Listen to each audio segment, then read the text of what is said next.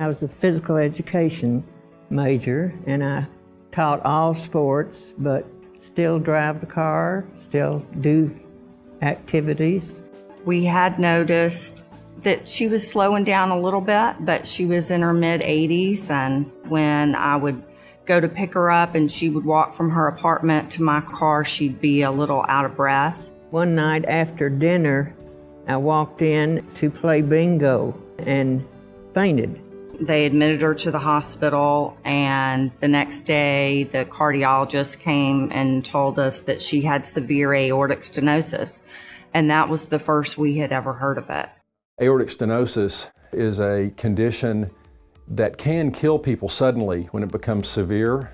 The aortic valve is the fourth and final valve that the blood crosses on its course through the heart. When the left ventricle squeezes, the blood comes out through a healthy-sized orifice like this, and the leaflets open and close.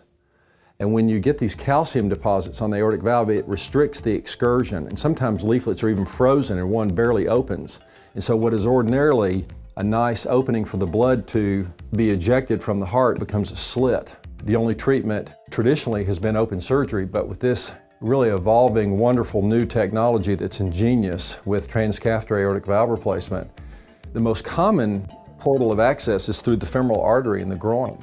Guide wires are advanced up the aorta. It has allowed us to offer treatment to patients that were previously thought to be too high risk. They said my valve was starting to close, and that, of course, caused me to faint. And they put me then on oxygen, and I was never in pain, you know, before or after. I had no warning.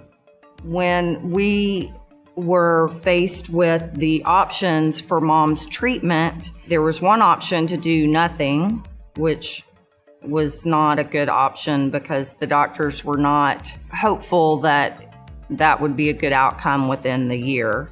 The second option would be the traditional open the chest valve replacement, big surgery, which the doctors were very concerned would be too risky for someone of Mom's age and health. And of course, recovery is brutal. And then the TAVR, which we did not even know existed. And when they explained that it was just a procedure through the groin and they're only in the hospital 24 hours, they're up and out, it was very appealing.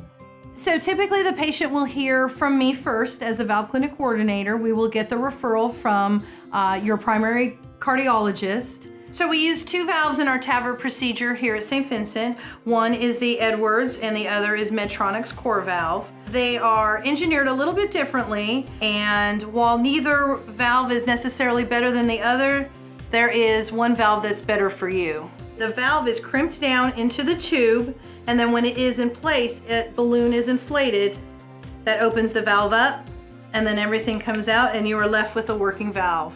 Appropriate sizing, getting the right valve for the right patient is just as important as actually the valve implantation itself, and good planning equals good success.